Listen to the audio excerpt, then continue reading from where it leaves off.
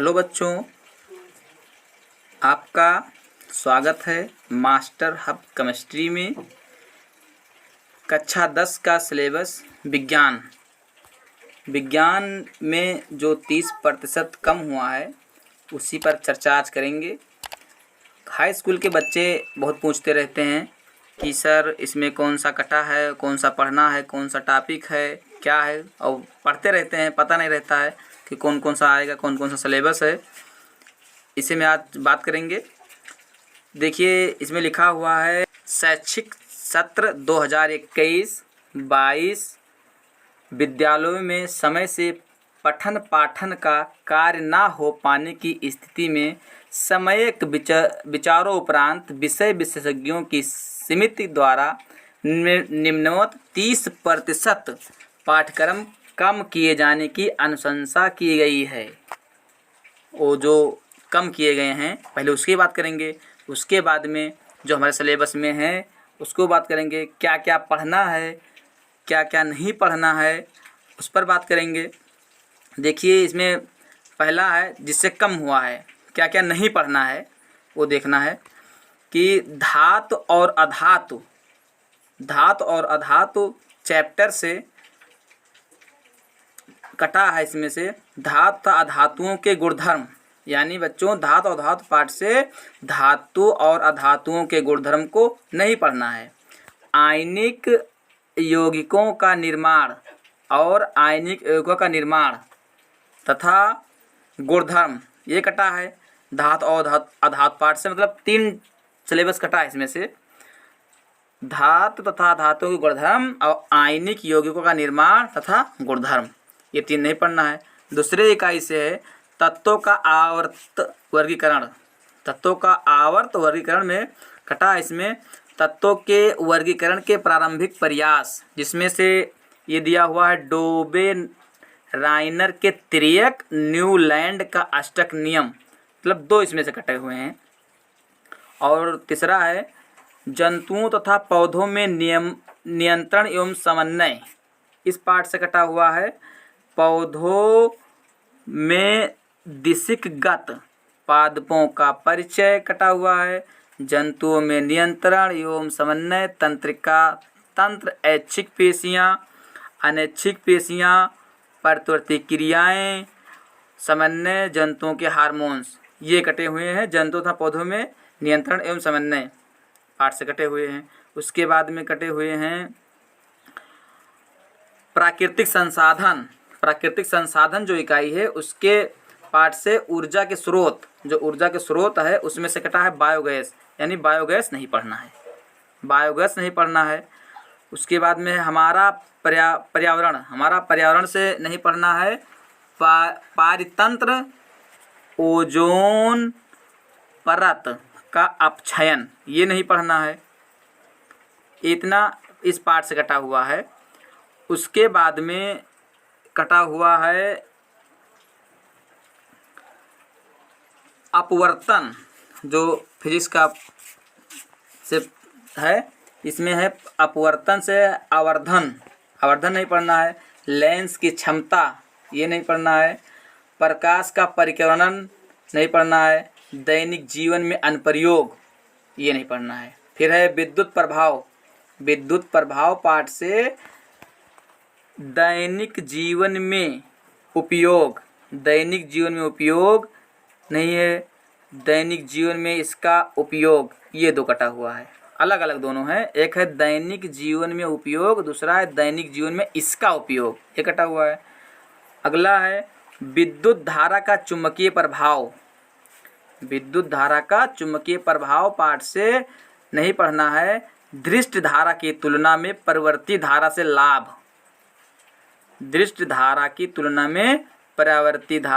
से लाभ। और दूसरा है घरेलू विद्युत परिपथ, नहीं पढ़ना है। यानी कि ये जो अभी तक बताए हैं इसमें से ये नहीं पढ़ना है। अब जो पढ़ना है वो देखते हैं कि क्या क्या हम लोगों को पढ़ना है। अभी तक जो बात किए हैं वो हमारे सिलेबस से हटाया गया है। जो पढ़ना है 70 नंबर के लिए वो अब बात करेंगे। इसमें 70 अंक की लिखित परीक्षा, 30 अंक का प्रयोगात्मक परीक्षा एवं प्रोजेक्ट कार्य होगा। न्यूनतम उत्तीर्णांक 23 एवं 10, कुल अंक कितना है 33, यानी कि 70 पूर्णांक में से 23 नंबर पासिंग मार्क है और जो 30 नंबर का प्रैक्टिकल है उसमें से 10 नंबर पासिंग मार्क है, यानी 30 में 10 लाना है और 70 में 23 लाना है, तब जाके उत्तीर्ण होगे। देखना है कि कौन से पार्ट से कितना आता है, कितने अंक का प्रश्न पूछा जाता है। पूरा मिला के 100 अंक का होता है विज्ञान का। देखना है पहला पार्ट है, इसमें पहला पार्ट इकाई से देखना है। इसमें दिया हुआ है रासायनिक पदार्थ, पहला दिया हुआ रासायनिक पदार्थ प्रकृति एवं व्यवहार, इकाई से पूछा है 20 प्रश्न, यानी 20 अंक का इसमें प्रश्न पूछा जाएगा। रासायनिक पदार्थ प्राकृतिक एवं व्यवहार इकाई से 20 नंबर का प्रश्न आता है, बहुत अच्छा है ये। दूसरा है जैव जगत, जैव जगत से 20 नंबर का पूछा जाता है। उसके बाद में है अपवर्तन, अपवर्तन इकाई से 12 नंबर का प्रश्न आता है। उसके बाद में चौथा है विद्युत धारा का चुंबकीय प्रभाव, विद्युत धारा का चुंबकीय प्रभाव इकाई से 13 अंक पूछा जाएगा। उसके बाद में है प्राकृतिक, प्राकृतिक संसाधन से 5 अंक का प्रश्न आएगा। कुल मिला के 70 अंक हो गए और प्रयोगात्मक कार्य एवं प्रोजेक्ट कार्य 30 अंक का, कुल योग 100 अंक का हो गया। अब आगे देखना है, ये तो सिलेबस हो गया। उसके बाद में क्या क्या पढ़ना है वो देखना है कि किस पाठ से कितना पढ़ना है। चलिए देखते हैं किस पाठ से कितना पढ़ना है। इकाई फर्स्ट, इकाई फर्स्ट से लेसन नंबर पहला से रासायनिक पदार्थ, रासायनिक पदार्थ प्राकृति एवं व्यवहार, रासायनिक अपक्रियाएं, रासायनिक अपक्रिया में कौन क्या क्या पढ़ना है, रासायनिक समीकरण पढ़ना है। उसके बाद में पढ़ना है संतुलित समीकरण, संतुलित रासायनिक समीकरण का तात्पर्य पढ़ना है। उसके बाद में पढ़ना है संतुलित रासायनिक अपक्रियाओं के प्रकार, संयोजन अपक्रिया, अपघटन अपक्रिया, वियोजन अपक्रिया, विस्थापन अपक्रिया, द्विविस्थापन अपक्रिया, अवक्षेपण अपक्रिया, उदासीनीकरण, अपचयन तथा उपचयन अपक्रिया पढ़ना है। ये पहला पार्ट से है, मतलब इकाई के पहला पार्ट से, इकाई फर्स्ट से पहला पार्ट से है। उसके बाद में अम्ल और क्षार से देखो क्या क्या पढ़ना है। अम्ल और क्षार पार्ट से पढ़ना है H+ तथा OH- आयनों के आधार पर अम्ल, क्षार तथा लवण की परिभाषाएं, यानी कि अम्ल की परिभाषा, क्षार की परिभाषा, लवण की परिभाषा, ये पढ़ना है। H+ आयन से, हाइड्रोनियम आयन से पढ़ना है, हाइड्रोजन प्लस आयन से, हाइड्रोनियम आयन से, ये दो से परिभाषा का पढ़ना है। सामान्य गुणधर्म, यानी कि अम्ल और क्षार और लवण का सामान्य गुणधर्म, उदाहरण तथा उपयोग, pH की पैमाना की अवधारणा, लघुगणक से संबंधित परिभाषा आवश्यक नहीं है, मतलब जो इसमें pH की परिभाषा है लघुगणक के वो आवश्यक नहीं है, लेकिन इसकी अवधारणा पढ़ना है। दैनिक जीवन में, दैनिक जीवन में pH का महत्व, यानी pH पैमाना है, जो pH है उसका महत्व क्या है दैनिक जीवन में। सोडियम हाइड्रोक्साइड पढ़ना है, विरंजक चूर्ण पढ़ना है, बेकिंग सोडा पढ़ना है, धावन सोडा पढ़ना है, प्लास्टर ऑफ पेरिस के निर्माण की विधि तथा उपयोग, ये पढ़ना है। पार्ट इकाई फर्स्ट से दूसरा लेसन से पढ़ना है ये। आगे देखो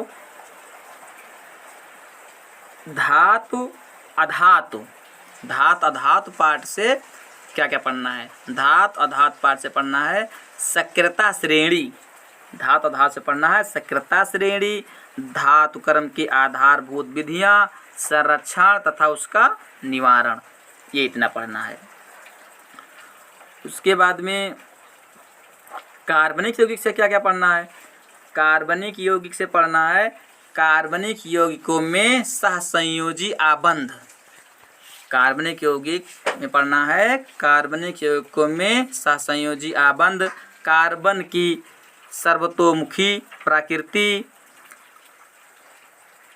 समजातीय श्रेणी, कार्यात्मक यानी फंक्शनल ग्रुप वाले समूह, कार्बनिक यौगिक में कौन कौन है, hydrogen, alcohol, ketone, aldehyde, alkane, alkyne की नामपद्धत, संतृप्त तथा असंतृप्त, संतृप्त तथा असंतृप्त हाइड्रोकार्बन में पढ़ना है, संतृप्त और असंतृप्त हाइड्रोकार्बन में अंतर। फिर आगे है कार्बनिक यौगिकों के रासायनिक गुणधर्म, कार्बनिक यौगिकों के रासायनिक गुणधर्म जैसे दहन, ऑक्सीकरण, संकलन, प्रतिस्थापन, अपक्रिया, एथेनॉल तथा एथेनोइक अम्ल के गुणधर्म का उपयोग पढ़ना है, साबुन और अपमार्जक ये पढ़ना है इसमें। फिर अगला है इकाई फर्स्ट से तत्वों का आवर्त वर्गीकरण, यानी तत्वों का आवर्त वर्गीकरण, इसमें पढ़ना है वर्गीकरण की आवश्यकता, मेंडेलीव की आवर्त सारणी, आधुनिक आवर्त सारणी, गुणों में उन्नयन। फिर आगे है संयोजकता, परमाणु क्रमांक, धात्विक तथा अधात्विक गुणधर्म, इसमें पढ़ना है। फिर अब आइए देखते हैं इकाई सेकंड से, मैंने इकाई 2 से क्या क्या पढ़ना है इसमें, जो 20 अंक का पूछा जाता है बायोलॉजी से। बायोलॉजी में क्या क्या पढ़ना है देखना है, अभी तो केमिस्ट्री का हुआ। इसमें पढ़ना है बायोलॉजी से जैव प्रक्रम, इकाई दूसरा का पहला पाठ है जैव प्रक्रम। जैव प्रक्रम में पढ़ना है सजीव पौधों तथा जंतुओं में पोषण।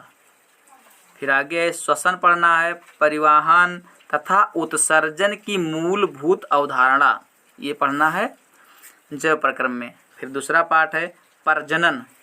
प्रजनन में पढ़ना है जंतुओं तथा पौधों में प्रजनन, लैंगिक तथा अलैंगिक प्रजनन, स्वास्थ्य आवश्यकताएं तथा परिवार नियोजन की विधियां, सुरक्षित यौन HIV एड्स प्रसूति एवं जनन स्वास्थ्य पढ़ना है। ये प्रजनन पाठ से हो गया। फिर तीसरा पाठ है आनुवांशिकता एवं जैव विकास, इसमें पढ़ना है आनुवांशिकता, मेंडेलीव का योगदान, लक्षणों की वंशागत के नियम, लिंग निर्धारण, विकास की मूलभूत संकल्पना, ये पढ़ना है इसमें। फिर अब देखिए इकाई तीसरा से क्या क्या पढ़ना है।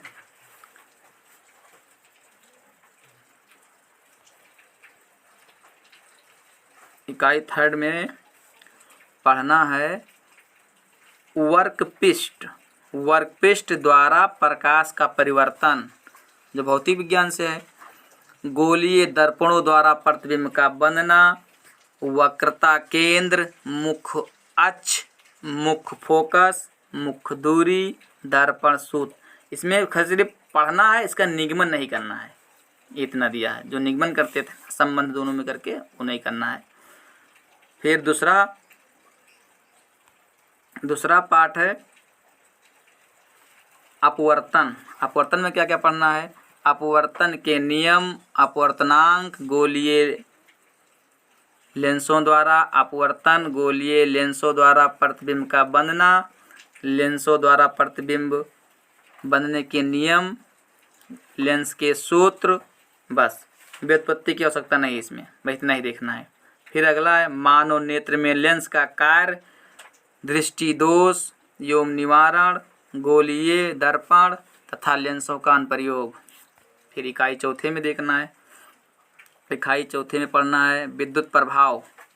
इकाई चौथा है विद्युत प्रभाव है, इसमें पढ़ना है विद्युत धारा, विभवांतर, विद्युत धारा, ओम के नियम, प्रतिरोध, प्रतिरोधकता कारक जिन पर किसी चालक का प्रतिरोध निर्भर करता है। फिर आगे पढ़ना है प्रतिरोधों का संयोजन श्रेणी क्रम में और समांतर क्रम में, दो में पढ़ना है। एवं विद्युत धारा का उष्मीय प्रभाव, विद्युत धारा का उष्मीय प्रभाव है। विद्युत शक्ति है P, V, I तथा R में अंतर संबंध पढ़ना है। फिर अगला पाठ है विद्युत धारा का चुंबकीय प्रभाव। विद्युत धारा का चुंबकीय प्रभाव 13 अंक का पूछा जाता है, इसमें पढ़ना है। चुंबकीय क्षेत्र, क्षेत्र रेखाएं विद्युत धारावाही चालक के कारण विद्युतीय क्षेत्र, परिनालिका प्रवाहित विद्युत धारा के कारण चुंबकीय क्षेत्र, विद्युत धारा का चुंबकीय क्षेत्र में किसी विद्युत धारावाही चालक का बल, फ्लेमिंग के बाएं हाथ का नियम, विद्युत मोटर, विद्युत चुंबकीय प्रेरण, प्रेरित विभवांतर, प्रेरित विद्युत धारा, फ्लेमिंग के दाएं हाथ के अंगूठे का नियम, विद्युत जनित, दृष्टि धारा, परिवर्ती धारा, प्रतिवर्ती धारा, आवृत्ति, ये पढ़ना है। फिर इकाई 5 में देखेंगे क्या क्या पढ़ना है। इकाई 5 में है प्राकृतिक संसाधन।